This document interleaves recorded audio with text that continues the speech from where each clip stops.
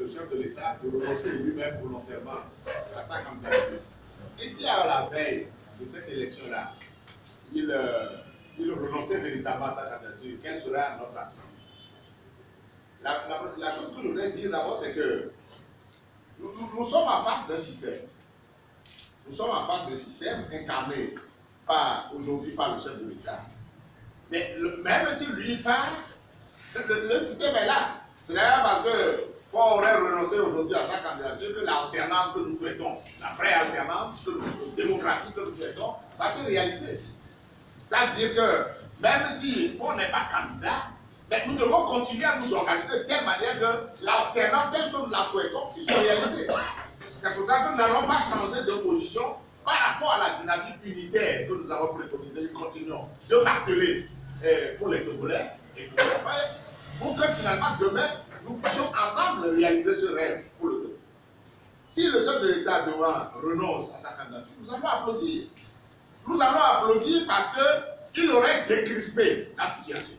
Il aurait fait en sorte que les Togolais puissent se retrouver un peu plus dans une sérénité pour aller à cette élection. Parce que ce n'est pas commode pour nous aujourd'hui, nous Togolais, ce n'est pas commode pour la CEDEAO, ce n'est pas commode pour l'Afrique, ce n'est pas commode pour le monde entier qu'un chef d'État qui a déjà fait 3 mandats puisse aspirer encore à en obtenir un 4e, un 5e. Ça commence à fatiguer le monde.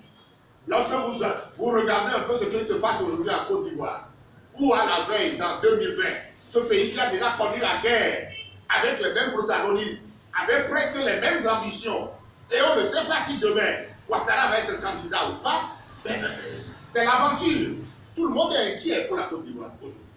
Si vous regardez un peu ce qui se passe en Guinée, et on a eu le malheur d'avoir celui-là comme facilitateur au Togo, et qui est en train malgré son âge, il est en train de tout mettre en œuvre pour trafiquer la constitution de son pays pour se maintenir. Peu importe ce que ça va créer comme déflagration, parce qu'on connaît les Guinéens.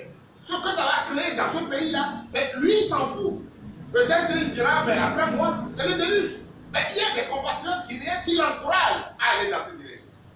Alors, si chez nous ici, tel que la situation se passe aujourd'hui, le chef de l'État prend de la hauteur, la dimension, par rapport à ce problème et dit, ok, je veux la paix pour mon pays, je renonce moi-même volontairement. Même si la constitution bizarre qu'ils ont adoptée la dernière fois me permet de postuler, je renonce volontairement. Et les Togolais vont applaudir.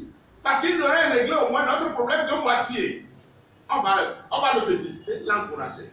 Et on fera en sorte que l'opposition puisse réaliser le rêve pour les Togolais en étant dans la même dynamique pour que quelqu'un de l'opposition, qui n'est pas justement du parti uni ou de ceux qui ont gouverné ce pays jusque-là, puisse prendre les règles justement de la magistrature suprême.